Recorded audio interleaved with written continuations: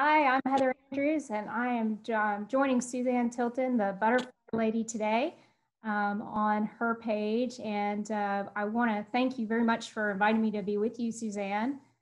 Well, we're really glad to have you here and all your expertise. This should be a really exciting, fun information to learn today. We're super excited too. We are also hosting live today too on the Thoughtful Gardener page. So thank you everyone for joining us. We really appreciate the interest in this area. And I was telling Suzanne that just today, just yesterday, I received my tags for my way station. So I'm a native gardener here in the state of I'm here in central Pennsylvania. And so I participate in the tagging event that happens every year with Monarch Watch. So I'm super excited to talk a little bit about that too. And the photos that you're seeing are both from Suzanne and my collective gardens. And so we're super excited to talk to you about what you can do as a gardener to help fuel the fall migration. So Suzanne, obviously we're talking a lot about monarchs today. And this is a very juicy, fat monarch caterpillar here. So talk to you a little bit about why should gardeners be interested in the monarch caterpillar and what they might consider doing in their own yards that could potentially help these guys. Sure. I'm going to talk about the migration because that's what we're focusing on. And this caterpillar is a 5th instar. In other words, it's last stage. It's nice and fat because right now at this moment, the caterpillars are the northern part of North America, Canada, northern United States. They are those caterpillars that are going to be turning into butterflies that will be migrating. And this is really important because it is at this time when they're feeding on the milkweed, they get the clues that they're going to be migrating as a caterpillar. What happens, these clues are shorter daylight hours, the native milkweed starts dying back, temperatures start changing at night especially, and then also in the day. And then also the angle, go back to the butterfly because I'm going to talk about the butterfly. Sorry about that. That's okay. And so then the angle of the sun is also a factor for them. So once that butterfly emerges, this butterfly is known as the super generation or the Methuselah generation, or Methuselah. I think that's how you say it, Methuselah. I'm sorry about that. This generation, I want you to look at this monarch and you'll notice that the wings are longer than normal. And as you observe monarchs that are migrating, many times you will see that they have elongated wings. And this is important because this is going to help them in their flight. Also, another clue that they get at this time is they go into what is called sexual diapause. This is when they don't breed. And this is important because what they're doing, they're going to, they get this message, your hormones tell them, you're not going to be sexually active as a butterfly. They're not going to mature so they can reproduce, and their reproductive is on pause. And so that they will not complete that development, and they won't mate. That development won't come until late February, early March, because these butterflies right now that emerging that are going to start migrating are going to fly all the way to Mexico. And they are going to live, and they're going to live for 8 months. Now realize that most butterflies complete their life cycle. They live only 3 to 4 weeks and maybe 6, but these are going to live for 8 months. So another thing they're going to start doing, you're going to see a directional flight. They're going to start flying south, and let's go to the next slide. And then what they're going to start doing is they're going to start roosting at night. This behavior will probably start the end of August. You might, are also in September and all along the route south. And this is interesting not quite sure how they find each other, how they roost, but they do. It's probably many different factors. They gather in trees at night and will stay there overnight. And it's probably to help protect themselves, but also it's kind of like, I guess, maybe a social get-together to boost each other on their migration. Who knows? And what's interesting is you can, on Journey North, on their website, they have maps, and you can log on there and you can actually view the maps, and they will tell you where the monarchs are roosting, where they're migrating. And it's really fun to watch, because many times you might find that someone in your neighborhood is posted a roost nearby, and you can actually go over there and see this roost. So let's go to the next slide.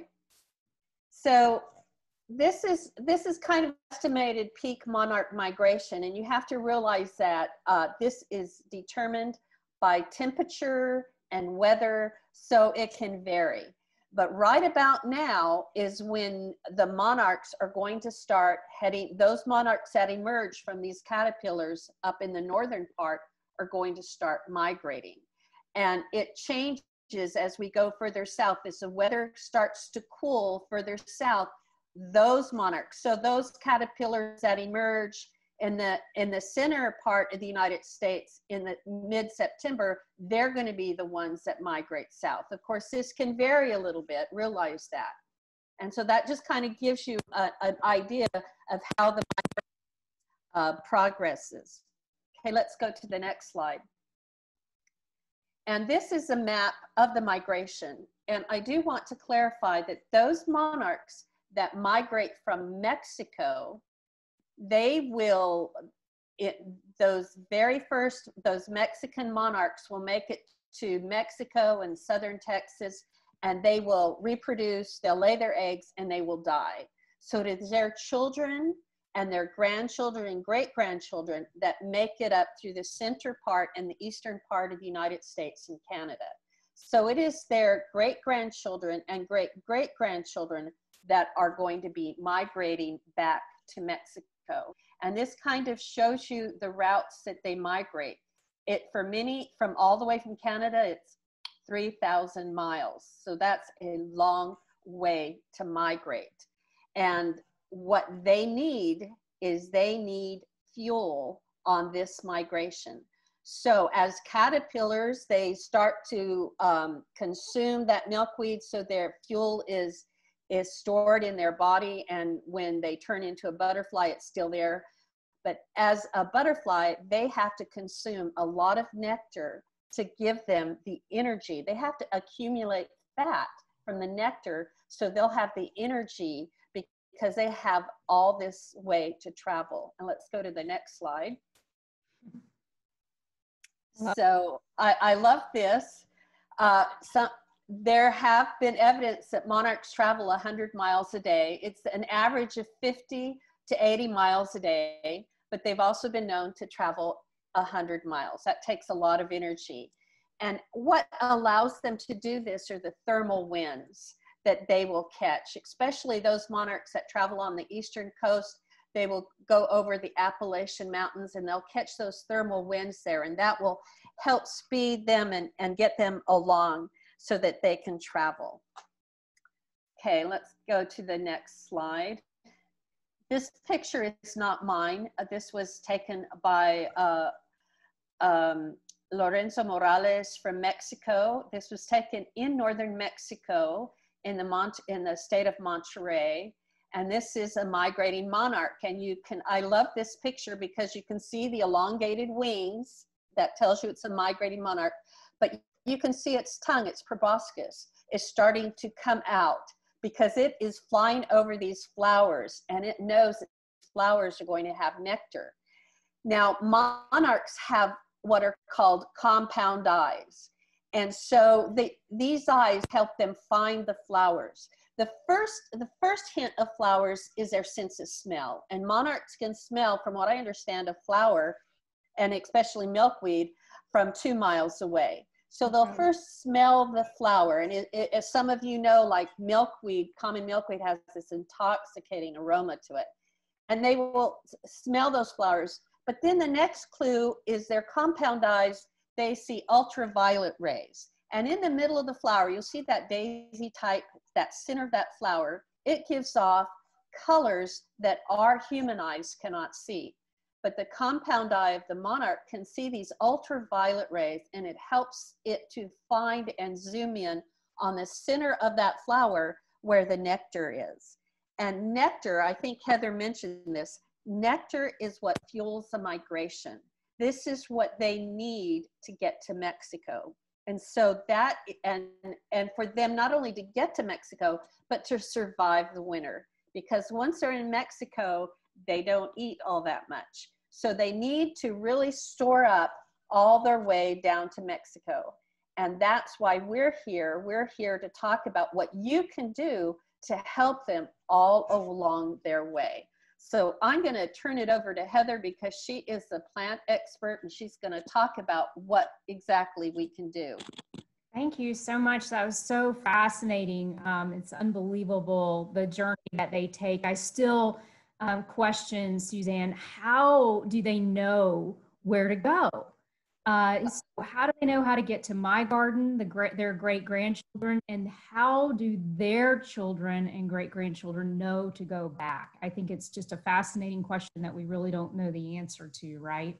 Right, and that's why we need people to become, especially our young children, to become interested in this so they can become scientists and study and perhaps answer these questions.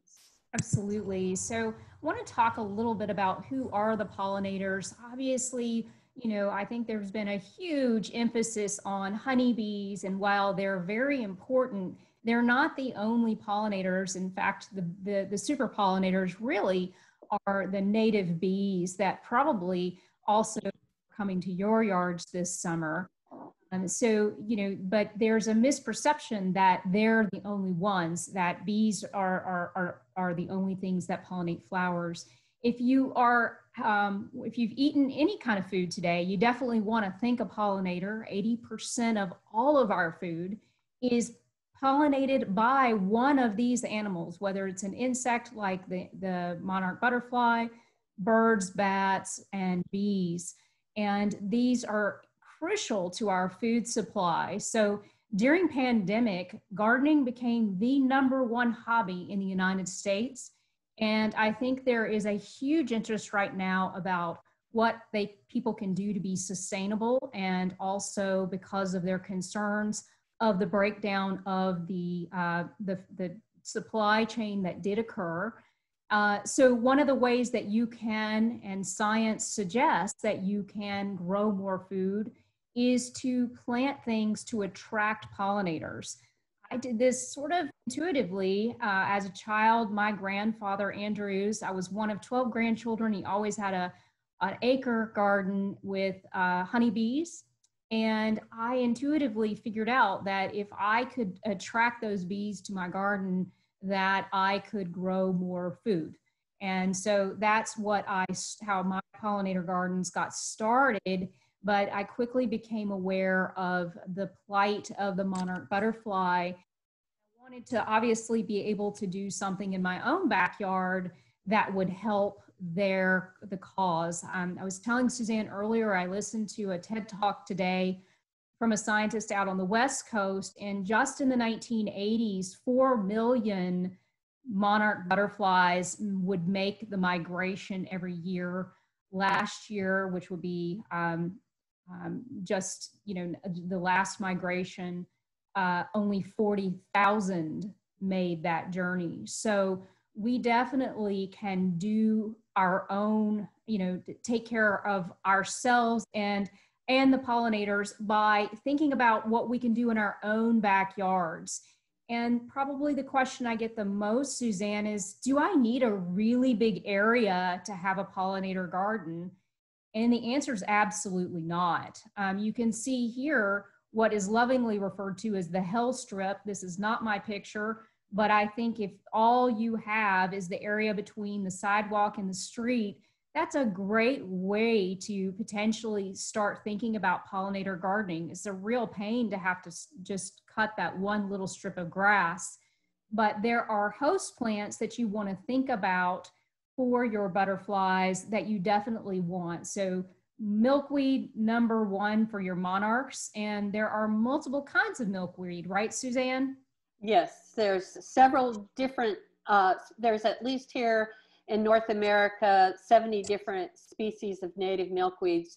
Some are easier to purchase, and you can purchase them online. If you go to my website, I have a link that will take you to places that sell plants and seeds. Fantastic. So in my yard, I grow that common milkweed, which you mentioned earlier, smells so wonderful. It smells fantastic when the wind blows across it. And I find that my caterpillars really love the swamp milkweed. So those are the two that I grow. And I was able to obtain a purple milkweed this year from my native. Oh yeah, that's so lovely. I'm so excited. I can't wait to put it in. I've been hesitant though, because my monarchs are chewing everything else down to the ground. So I've kind of been holding back for fear they'll destroy it before it roots. So, but for swallowtails, they will use a few different plants. Parsley, dill, and fennel are 3 that I have growing in my garden. And last year I had my own tiny little swallowtail nursery.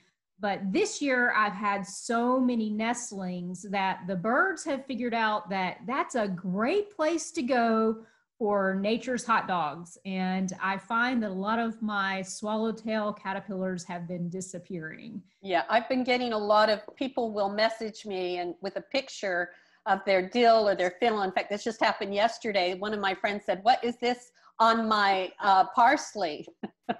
They can make mincemeat of parsley, Yeah. dill, and fennel in a very short time. And in my garden, I know the first year I put in milkweed, I only put in 2 plants, and they ate the first one down to the ground. And so it was literally scooping up caterpillars and carrying them to the other plant because they had eaten themselves out of house and home. Yeah.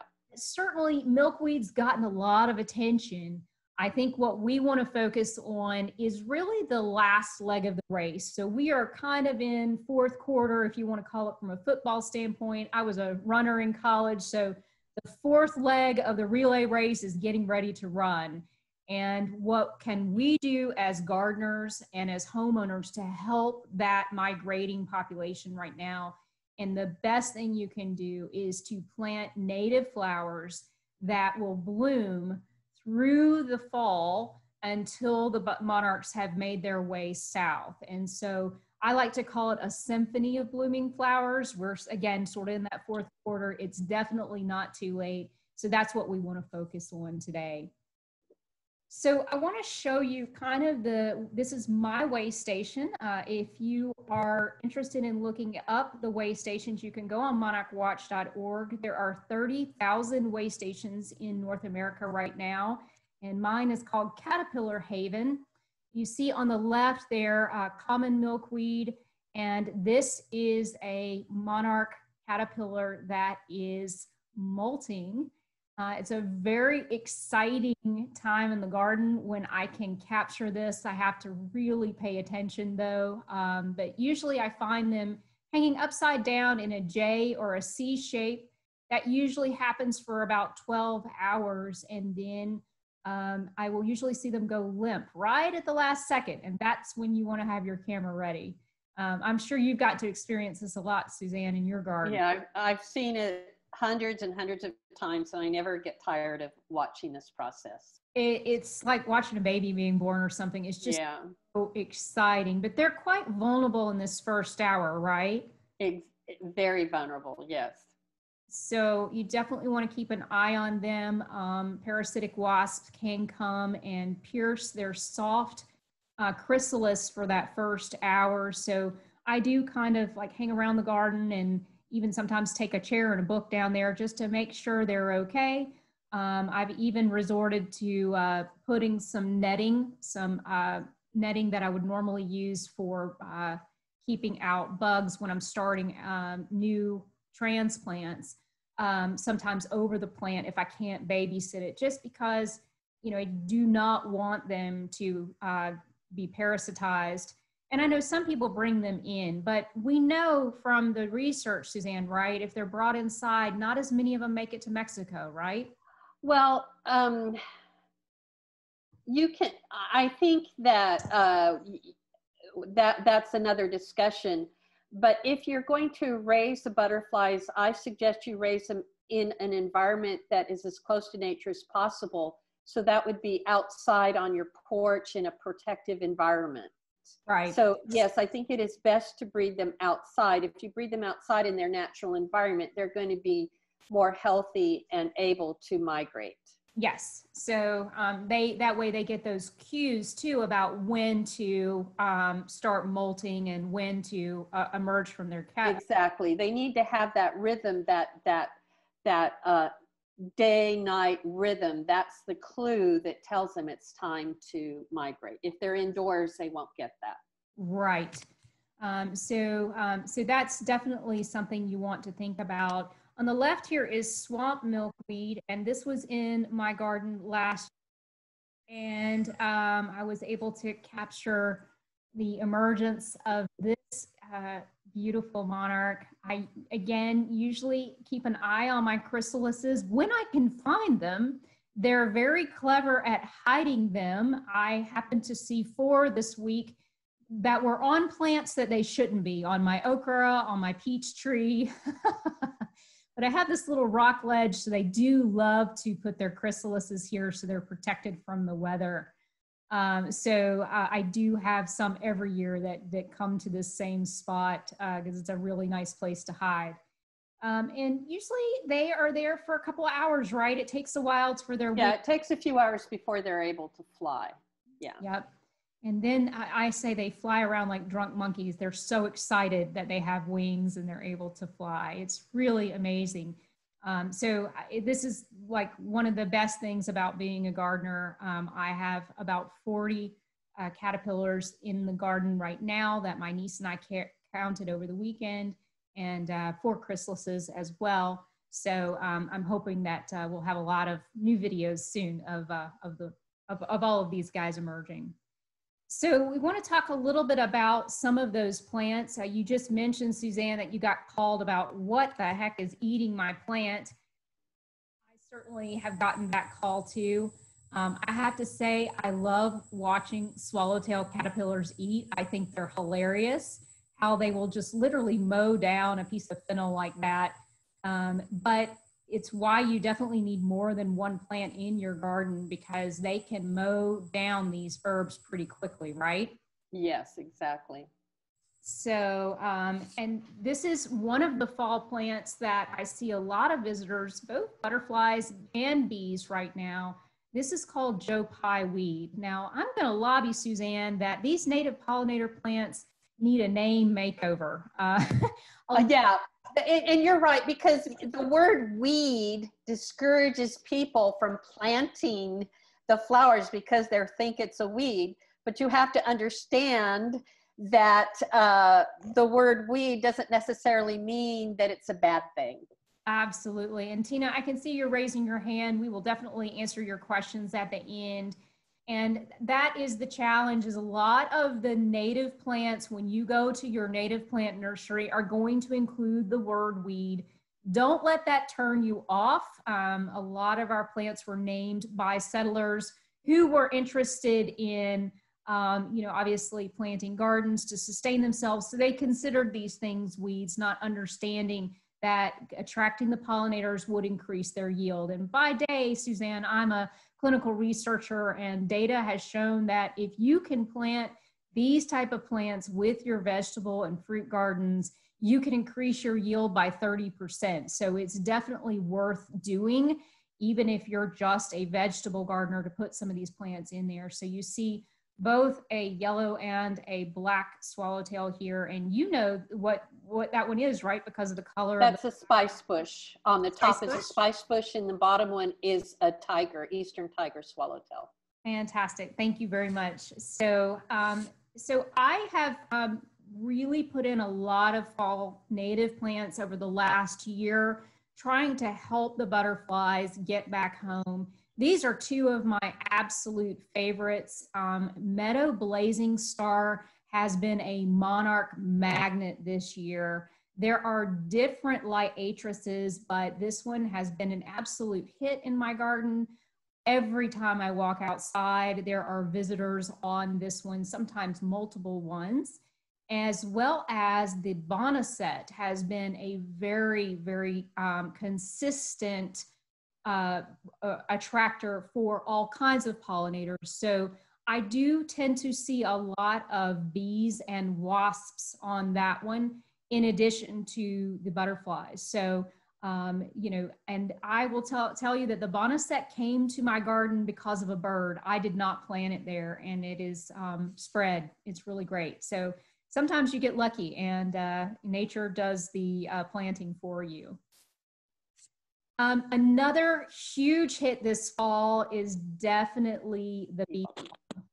I will tell you that this bee balm does have a tendency to get powdery mildew. It doesn't look very pretty, but the pollinators seem to not be affected by it whatsoever. So I am also seeing a lot of hummingbird moths that visit this plant, and a lot of what's called skippers. So if you can put some of this in, it's a very long bloomer, as were the other two plants. They've been blooming now for weeks in the garden, so it makes it easy on you if you've got a small space to put some of these really productive long bloomers in your garden. And this one will come back year after year. I also have divided this one and spread it around the garden because I noticed that the more air circulation in the smaller patches of it, the better it does with not getting powdery mildew, so it's a little easier to control. This has also been an unbelievable hit this year. I planted 2 rudbeckias last year. It's also called the green-headed coneflower. They're about 9 feet tall right now, so I do have them staked. They do get a little bit floppy too because they're visited very often by my finches, who love to sit up there and pull the seeds out. So one recommendation I have for you right now, if you have coneflowers, sunflowers, is to leave them even as the flowers start to fade. Like your monarchs, your migratory birds right now lose 50% of their body weight overnight.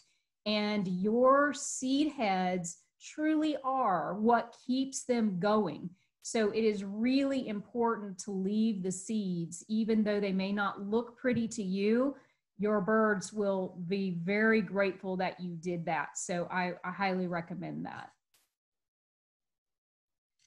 These are truly some of the most powerful fall pollinating plants that you can consider for your gardens. Goldenrod has over 100 varieties. A lot of people get this plant mixed up with another fall blooming plant, which is an allergen called sneezeweed. Sneezeweed is pollinated on the wind, which is why you might be allergic to it. Goldenrod is not. It is pollinated by pollinators. You would literally have to stuff it up your nose to be allergic to it. It does not, the pollen does not travel on the wind at all. But after this season is over, it's super important to leave at least a foot of that plant standing, because a lot of your native bees and wasps will use that as their overwintering habitat. So they will drill holes into the remaining stems. So I always encourage people, as we move from late fall into winter, leave some of this stuff standing. I know it doesn't look very pretty. If you really can't stand it, cut it down to a foot tall, but it is uber important for the insects that are going to stay in your garden. They need a place to overwinter and be protected from potential predators, and goldenrod provides a lot of housing to those solitary bees. Asters are also a great alternative if you typically would plant a mum. And this also, Suzanne, is a consideration for all gardeners, even if you just have a patio or a sidewalk and you want to put something pretty out for fall. I'm going to encourage you to go and look for asters. They don't take up a lot of room. They have sort of that rounded shape that a mum does. It does come back year after year. It does spread on its own. And it is a favorite bloomer of your pollinators for the fall migration.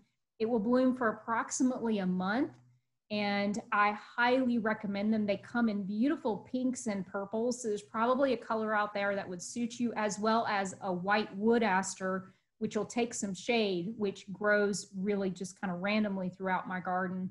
And it's also very, very popular this time of year. And I want to thank Edge of the Woods Nursery, who is a native plant nursery near me, who has shared this picture with me.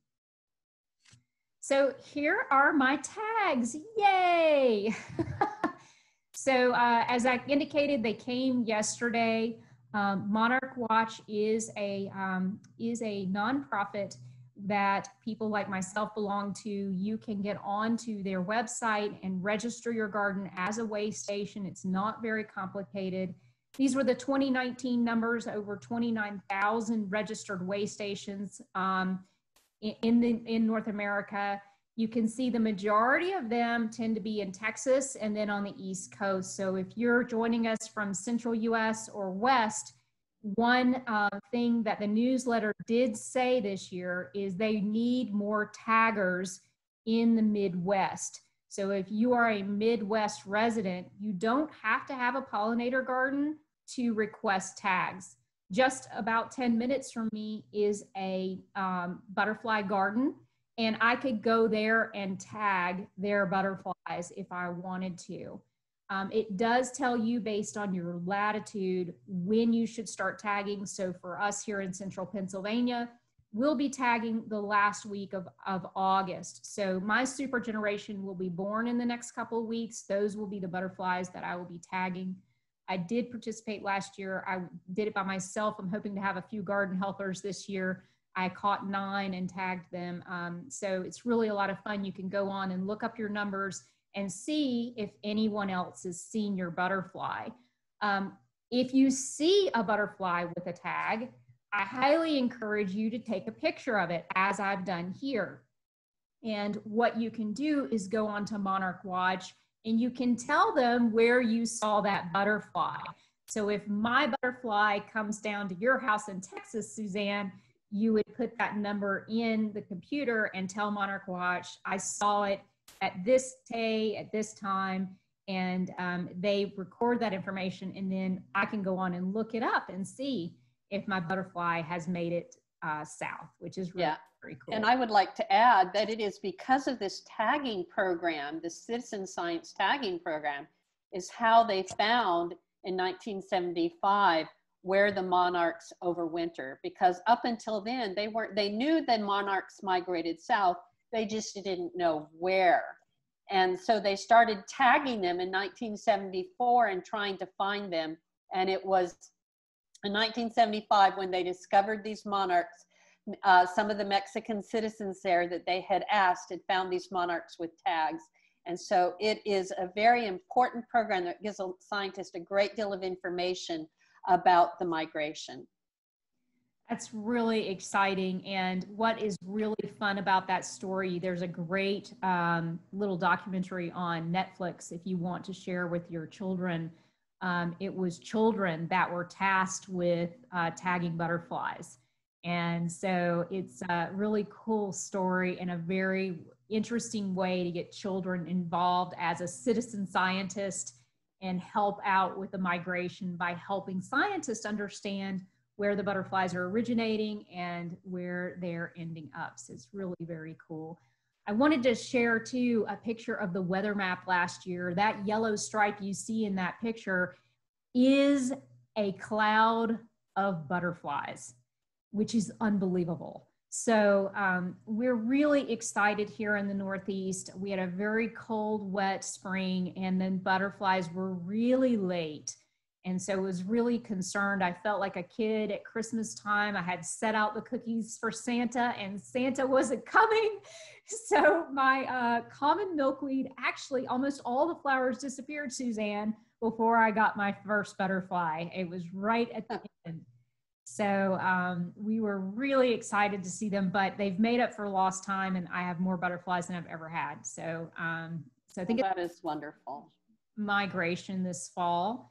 And that's really what we want to talk about today, is that you too, in your own backyard, can help this process.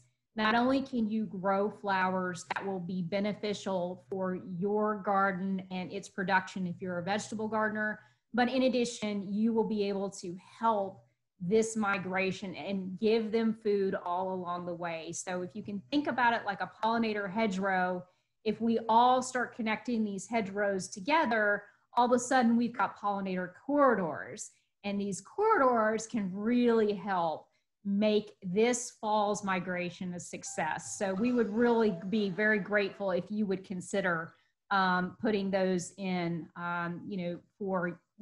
into your gardens and help. A couple of resources that Suzanne and I thought we'd share with you. If you're interested in becoming a Monarch way station, you can go to monarchwatch.org. You talked about Journey North. You want to explain what that's about, Suzanne? Yeah, Journey North is a citizen science group. They have a lot of wonderful resources about the monarchs and the migration. But if you want to follow the migration, you can go there, and it will put up live maps that actually show people. So you can actually register to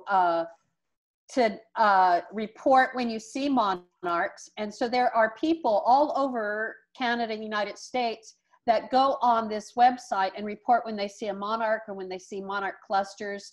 And they will show these maps, and you can actually follow the monarchs as they travel south. It's quite interesting. Absolutely. And I will put these web links in the chat for those joining us on Zoom, so you'll be able to cut and paste those for yourselves. And we'll be listing this as well on our Facebook pages, as well as my YouTube channel, Garden Thoughtfully. So if you're concerned that, oh my gosh, I can't write all this down, don't worry whatsoever. You'll have an ability to revisit this. The other one that I highly recommend if you're just getting started, Xerces has specific guides for your zone and regions, or if you really want to drill down, Doug Tallamy, who is an expert in this area, has worked with the National Wildlife Organization, and they've created a database where you put your zip code in, and it will tell you the most beneficial plants for your area, as well as the plants that can help specific to a butterfly if you're trying to attract a certain one to your yard. Yeah, which would be the host plant, the plant right. The butterfly will lay Exactly. So one of the things I planted this year in my yard, Suzanne, were some pawpaw trees, because I wanted to attract a zebra swallowtail, and I got my first zebra swallowtail. Oh, I love the zebra swallowtail. Now I have a question, because it is late in the season. Is it too late to plant flowers? Definitely not. I mean, we are having cooler temperatures here in central Pennsylvania. Thank goodness. It's been well over 90 for almost a month, which is really unusual for us. So as a gardener, it's really hard to keep things alive when it's this warm. So we're starting to get those cooler nights, and that's really ideal for these fall pollinator plants. So I highly recommend, don't go to the big box stores. Really look on that National Wildlife or the Audubon website. And both of those websites will give you references to local nurseries to your area. And you mentioned, Suzanne, too, some resources on your webpage, right? Right. And another thing that I want to point out, because fall really is the best time to plant perennials. Agreed. And for two reasons. One, they do really well in the fall. They get established because you get a lot of rain. But second of all, this is when those local nurseries put their plants on sale. Yes, you can get a good deals. Yeah. So this is a good time to go out and look for the plants that Heather mentioned. Yes. Yes. So I highly recommend that, you consider going and talking to your native plant nurseries as well. They're super knowledgeable about what will work for your particular area. So if you've got a wet area or a really rocky area, there's certain plants that can tolerate even some shade. Although most butterfly plants and most butterflies prefer to be in the sun. So I tell people you're going to need somewhere about 5 to 6 hours a day for most of the butterfly to be happy, for sure. So we had a couple questions about the first one from Kevin was, you know, how long was the molting process for that caterpillar? It happens quick. So yeah, it just, once they start, so she was taking a picture of the last molt before turning into chrysalis, and it literally takes just maybe a minute or two to shed that skin. And what they do is they wiggle so that that skin will fall out. But then it takes another hour or two for the chrysalis to harden. Yeah. Yeah. So they're kind of vulnerable during that time. Right. And Tina had a question too, but I saw you raise your hand and I don't see the question there, Tina. So feel free to put that in the chat if you have a question. We're happy to answer that. Not a problem. Suzanne, what, in your opinion, what's the hardest thing about getting started if you're wanting to put in a butterfly garden or you're wanting to consider raising butterflies? What are some things that you want to think about that might be helpful for a first timer? Well, one is to give yourself time. It does take time, and to learn as much as you can. And I really like the idea of starting small. Don't tear up your grass and think you're going to fill up a whole area with the plants you want, unless you're really willing to tackle that. But if you're a little hesitant, start with a simple container. Start with a raised bed. And because you can, just in a container, you can put 3-4 plants that are pollinator plants and host plants. So start small, and then you can start, if you start in a container, then you can add another container and then another container. And sometimes that's an easier way to get started. I especially like raised beds. Raised beds and containers are especially good for like common milkweed because it tends to spread. So I suggest people, if they're going to, unless you have a really big garden and you don't mind if it spreads, if you're going to plant common milkweed, be sure, put it in a container or raised bed. And I want to stop here before I forget, because I do have lots of common milkweed seed I'm willing to give away. I also have some of that purple bee balm that you mentioned. I have lots of that. So if people are interested in getting those seeds, all you need to do is send me a self-addressed envelope. And so what I will do, you can either message me on my Facebook page, and I will give you the address to send it, or we'll post it somewhere so that you can, all you have to do is send a self-addressed envelope and I will send you those seeds, because fall, again, is a perfect time to plant those milkweed seeds and those perennial seeds. Yep, I completely agree. And the milkweed definitely needs a period of cold. And so if it doesn't get cold in the winter where you live, you can put them in the refrigerator for a couple of weeks before you plant them. It sort of tricks them into thinking it's wintertime, and that kind of helps move them along. I saw a couple questions about if you are going to do soil in the raised container. Suzanne, do you have a recommendation of what soil they should use?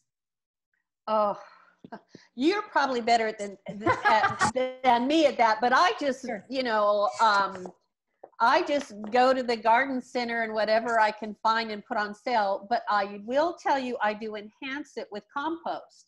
Yeah. Composting is one of the best things you can do to amend your soil. Yep, agreed. And I do teach a course. Suzanne teaches a course on butterflies and how to do that. And you can look on her webpage, butterflylady.com, for more information. I'm getting ready to start a fall how to have 5 weeks to a fall pollinator way station. So if you're interested in that, if you can just go to our website and you can sign up for the, I have a guide for 5 weeks to a fall garden. We're going to be doing a small mini course here, and I do have a beta group. I've got room for about 5 more people in that group. And then we'll be launching that here in the next couple of weeks. So One question was, if you're interested in seeds, I also have common and swamp milkweed seeds. If you will drop us your email for the people on Zoom in the chat, I will copy those and make sure that Suzanne and I get those, and we'll respond to you so that you can get in touch with us to tell us what you would like to have. And we're happy to share with you. We love to spread the love, so to speak. So we're happy to do that. Mikola asks, my garden is mostly in the shade. Are there any recommendations for plants in my garden? Absolutely. One of my beds only gets a few hours of sun every day.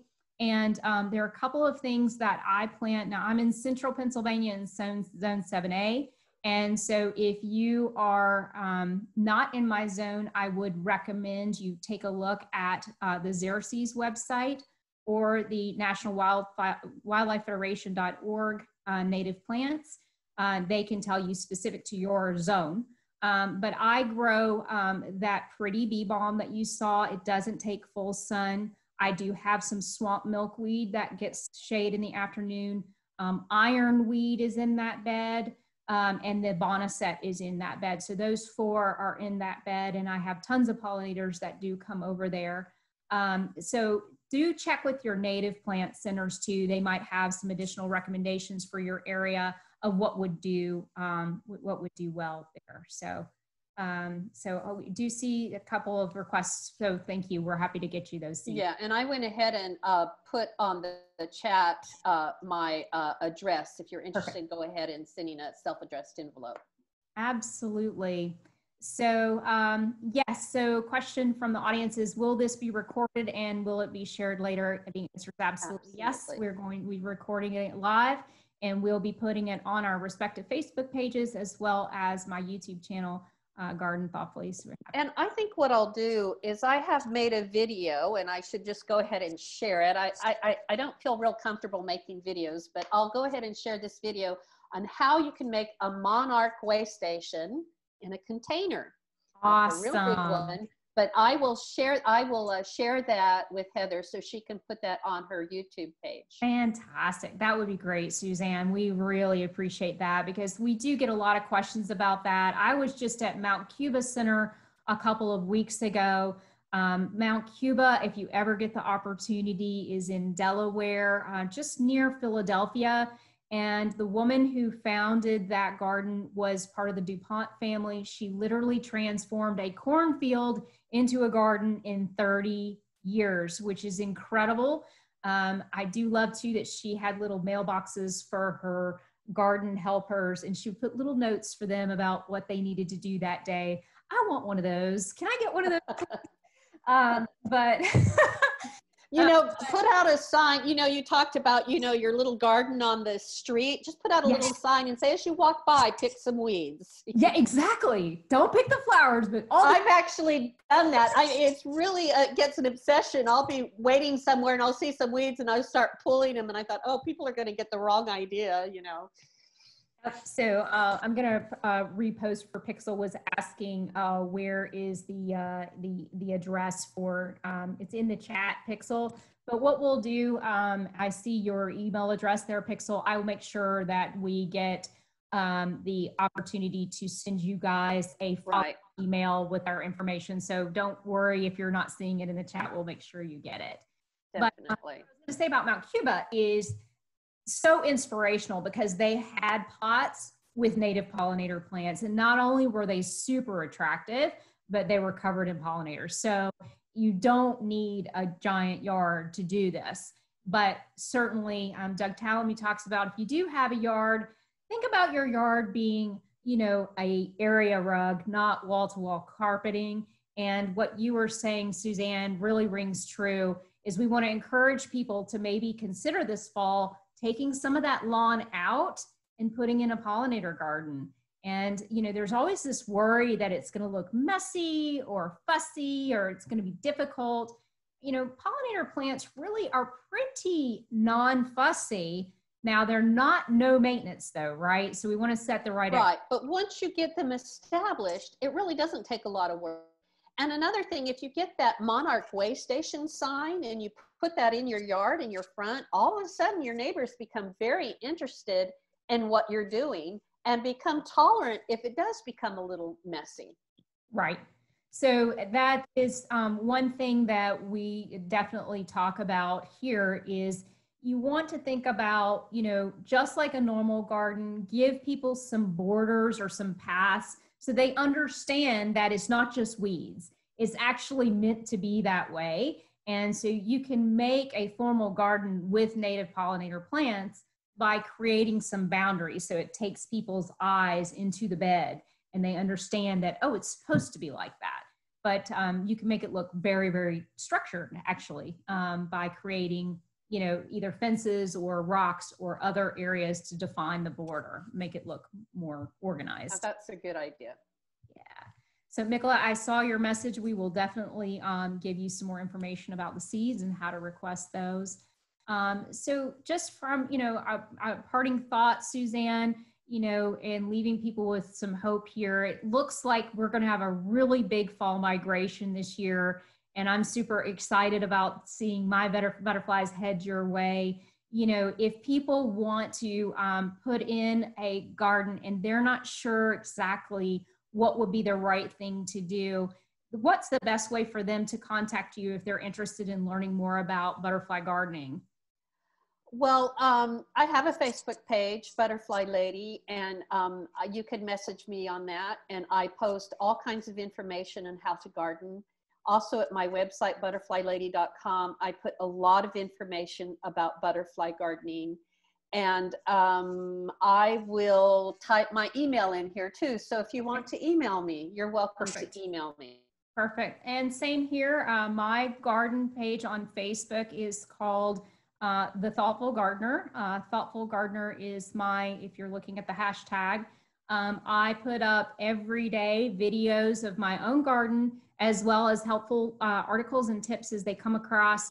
You're more than welcome to message me there. And then my YouTube page is Garden Thoughtfully on YouTube. And we do these different, and my website too. We do these different webinars often because we're getting requests from people like you. So if you have a topic that you'd like Suzanne and I to talk about, we're crazy butterfly. Absolutely. And we love talking about this. So we'd be happy to post another one if there's a specific topic that you would, you know, would like to know more about. Absolutely. Margaret and Claire, we got your messages regarding, we will definitely get you guys some seeds. And we really appreciate you joining us and hope that you will consider putting in some fall pollinator plants this year. And I hope you get lots of butterflies. Me too. Have a great day, everybody. Take care. Okay, bye-bye.